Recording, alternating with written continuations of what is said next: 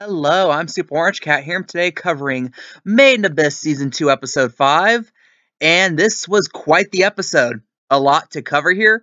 So I'm just going to go head first right into this pile. So one of the things I really liked about this episode was at least what they're setting up the whole arc for the rest of the season as, at least in terms of Vuko. Vuko is the girl we see in the goo prison at the end of the last episode. She is one of the travelers that we saw in the very first episode. And halfway through this episode, she actually interacts directly with the season by being encountered by Rico in the goo cave, who immediately releases her. And how they're setting this arc up. So, as far as we're aware, we have Vuko and the whole core of people go all the way down to the sixth layer. They start to see weird stuff start to happen. They kind of like, oh, this is a weird place. And then all we see after that is Vuko in the goo prison. And then what she explains in this episode, where she says, I did something stupid and greedy, and it led to everyone else's downfall. With the implication that all the hollows in the hollow village of Ilbu are the people who she traveled with. So again, and if you follow literature, you would notice that this has a parallel in a way to a certain famous story, that being the story of the Garden of Eden. So the Garden of Eden, if you're unaware, which not that people are, because even if you aren't like Christian or part of an Abrahamic religion, it's perpetuated as a very well-known story. You have Adam and Eve, first humans created by God in the Garden of Eden. They're completely naked. They live this perfect, amazing, innocent life where they're unaware of the concept of evil, unaware of all these dark things like death, disease, and all that stuff. And then one day you have the serpent show himself to Eve and convince him to bite an apple from the tree of knowing good and evil, which God had already forbidden her to eat from. And ultimately, he's able to convince her through her innocent, pure, well-intentioned mind, able to trick her into taking a bite, where she immediately knows shame. Death becomes something that exists, and she fed the apple to Adam. And he bit into it, and then God gets angry at them for forbidding the one rule he gave them and ultimately kicked him out of the Garden of Eden. Now, ultimately, you can draw parallels here of course, Vuko being Eve, having bitten the apple or convinced others to bite the apple after being her own greed leading her to this temptation, and that living this existence, this almost blissful existence in the sixth layer, gets ended by this, and they all get turned into these hideous creatures that are ultimately the innermost permutations of their own desires. As Majukaju described back in like third episode of the season, how every hollow basically takes the form of what they personally wish to be. And here, of course, and this is almost like we have Vuko get released from this goo prison by Rico very easily, might I add. And they go up. Vuko, in disguise, is now in this village with Rico, where it goes to another part of the plot I'll go into in a moment. And it's almost like they're like, okay, let's take the story to Adam and Eve, but instead of having them leave and never come back to the Garden of Eden, about some years later, Eve walks back, goes to the cherubim that is guarding the gates to the Garden of Eden, and says something like, I wish to have an audience with God. I wish to ask for his forgiveness. In many ways, that's what it's setting up as. Like, what if that little addendum was added to the story of the Garden of Eden? Which I think is really interesting to do. And I think, considering how Made in Abyss has more or less hit the landing on all these different narratives, all these different plot lines in the past, I have good confidence, utmost confidence, that they will find a way to stick the landing on this one as well. That's something I really liked, because although we haven't seen too much of this plot line, I really feel like they can find a way to really stick this landing. And another thing I liked was kind of the characterization of Nanachi in this episode. So in this episode, as he left off last episode, Nanachi sees Midi once again in this den with one of the three sages, the snake monster guy, and ultimately he learns that the snake monster guy had been using Midi as an infinite energy resource because, of course, as he knew last season, Midi cannot die. So you might be wondering, well, did Reg kill Midi? Yes. However, Bondrewd made a clone of her, alien resurrection style, and just sent her to the snake guy for like a big profit, basically. Which raises the question, how did Bondrewd now, as far as we're aware, is the only person to have ever gone to the 6th layer and now back up? That opens up a whole bunch of questions, because even the whole suitcase thing that you would know about if you watch Dawn of the Deep Soul, it was kind of still described that, oh, that's still a barrier Bondrewd can't pass. It's just like going up from like the 5th up to like the 4th and 3rd layer and stuff, and then you can go back down no problem. But I mean, that's just another story for another day. Maybe a little bit of a plot hole there, but it's a small one. Basically, what we know, Mitty has a clone, and she's with the snake guy. That Bondrewd was able to basically absolutely fleece the snake guy for a bunch of sensory stuff, his own personal organs and stuff that he sold to Bondrewd. So knowing that this Mitty has insane value to Snake Guy, Nanachi sacrificed the only thing of true value he had, that being his own life, to ensure Mitty would no longer get tortured like this. So Nanachi is now dead. Mitty's just sitting there, and Riko shows up, and she starts a negotiation with the Snake Guy, where first he's like, well, you can sacrifice your life for his life, and at the very least to this point, she has to somewhat shrewdly been able to negotiate him down to him just wanting, oh, maybe your legs or like your organs or something. I'd be willing to part with Nanachi for that. So that's where the cliffhanger lanes off. And again, and I think something like Nanachi. Nanachi to this point has been like the level-headed, more rational one of the trio. However, he has one weakness, and that one weakness is Mitty. So like you said, even in this season, like Nanachi's just walking, talking with Majikazu, like almost unimpressed with this stuff, like, yeah. And then all of a sudden he indirectly mentions, oh, Mitty. And then Nanachi stops right there, is like, tell me more. Like, Mitty has his absolute utmost attention. And even though Mitty should be dead, she still isn't, and that is something that Nanachi could not emotionally get over, to the point where he would be willing to sacrifice his life because he saw her, even though it's not necessarily her anymore, get tortured. And he also got the reveal where Riko puts the pieces together and realized, looking at Mitty's eyes, realized that that was the girl she was staring at in her coma dream. And again, that's an interesting part of his character, that even though he's really this rational, smart one, that would be too one-dimensional. He has to have weakness, and his weakness is Mitty. He absolutely freezes at the concept of Mitty, and it can very easily be used against him, as it was by the Snake Guy in this episode, the Snake Sage, rather. And again, I really like that characterization. Also, like, we got a little bit more of lore around Reg in this episode with the interfering unit. I forgot the exact terminology, that saves Reg at the beginning of this episode from the dragon monster that we see in like the first or second episode of this season.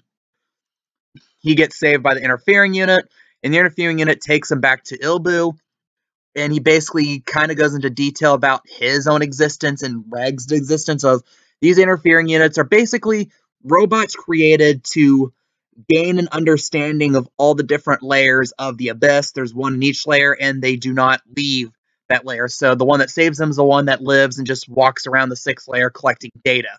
But effectively, he knows everything about this, which raises the question, who created these? It's implied by this interfering unit that, oh, they have a central creator, that someone created them. And right now, I'm actually leaning towards somehow this has something to do with Liza, because we don't have an exact time frame of when these things existed.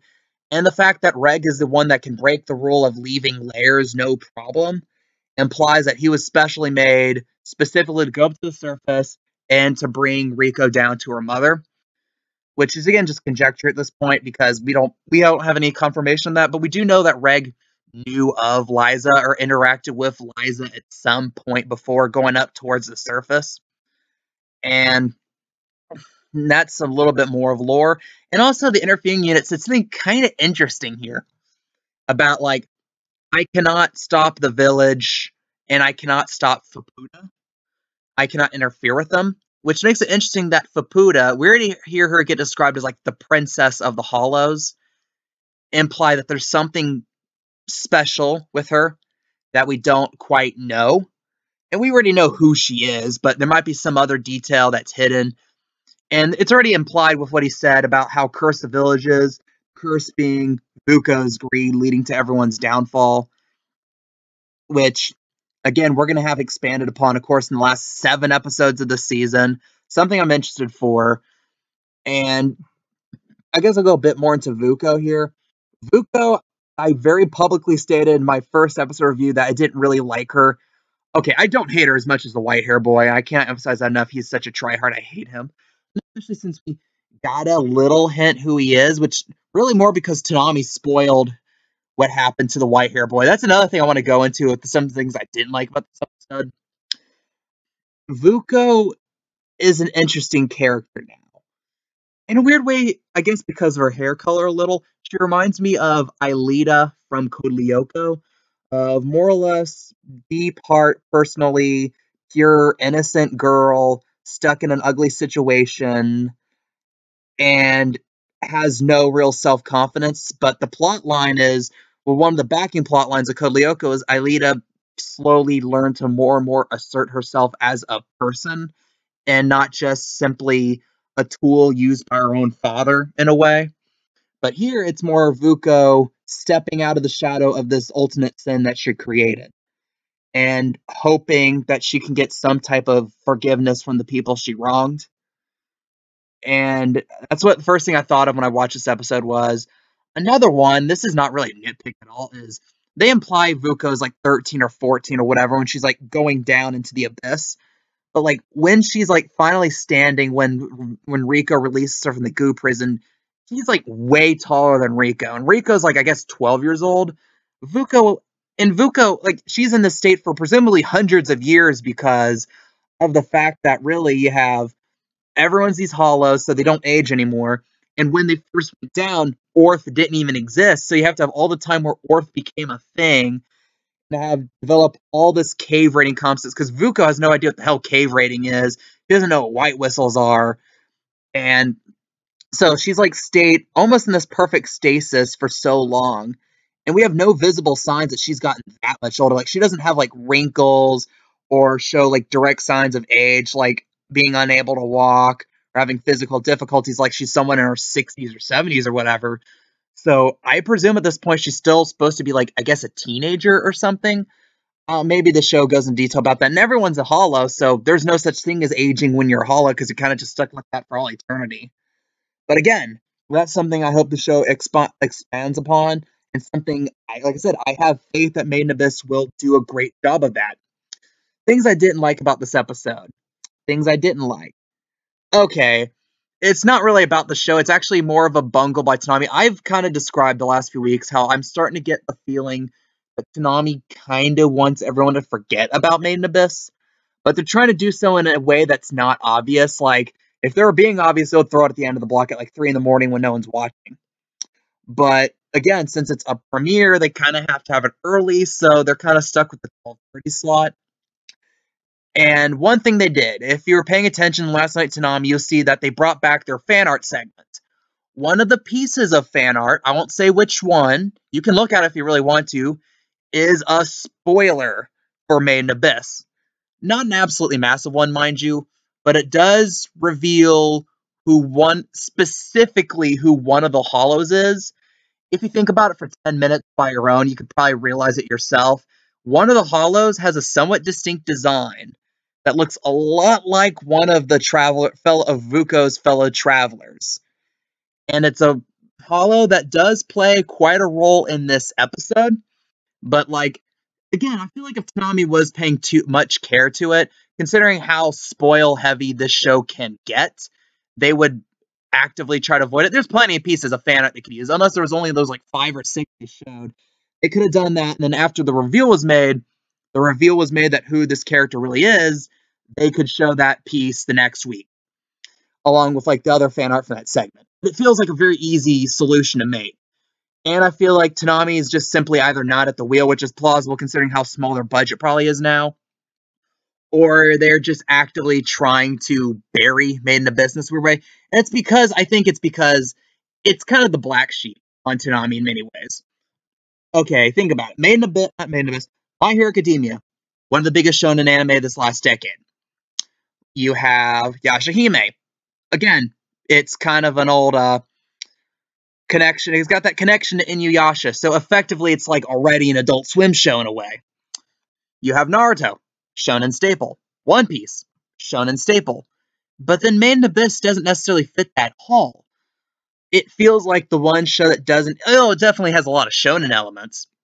It doesn't quite fit that narrow peg in a way because it's a very short form show. A big plot is going to be solved in the next 7 episodes. Not the entire plot, mind you, but a big component of that plot in a way that Naruto, especially One Piece, infamously doesn't do. And I feel like that, along with some of the different things that have happened in the recent episodes, especially the last episode before this one, or if you consider, say, the physical state Vuko was in at the start of this episode, you can make that argument that it's the type of show that Toonami has often strayed away from. It has the type of content that Toonami strayed away from, which was some of the controversy back when like Sword Online aired.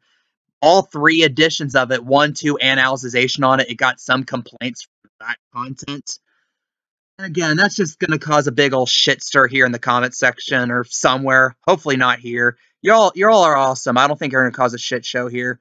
I've had exactly 1 shit show comment section my entire time on YouTube or all the other different places I post stuff to. And unfortunately, it was my most popular video. It had nothing to do with Toonami, so Toonami people are chill. So I have faith that you're all going to take this all in stride. And I feel like it's something Toonami just kind of wants everyone to forget about without making it obvious. Because again, if you bury this show, then other distributors look at Toonami. It's like, well, what if you bury our show and we're not going to get eyeballs on our product? If you hate some arbitrary thing about it, why would he distribute to you? So that is why Toonami is kind of trying to half-ass this whole burying Made in Abyss thing. Again, and this might be a conspiracy. At the end of the day, this might not be true. But again, I feel like they're not going to give protections to Made in Abyss the way they would, say, Naruto or One Piece, or definitely My Hero Academia at this point. But it's just my own personal theory, you know? Really, there's not much to hate about this episode. I guess you could talk about how, really, maybe the Nanachi thing's a little far-fetched with his character, but his character's always been shown to be incredibly weak to MIDI. It was implied at the end of the first season if Rag and Rico didn't invite him to come along, the very next thing he was going to do once he leave was probably off himself because his whole existence at that point was about finding a way to put MIDI out of her own misery. But I digress. Outside of that, there's a lot of good things about this episode. More good than bad for sure.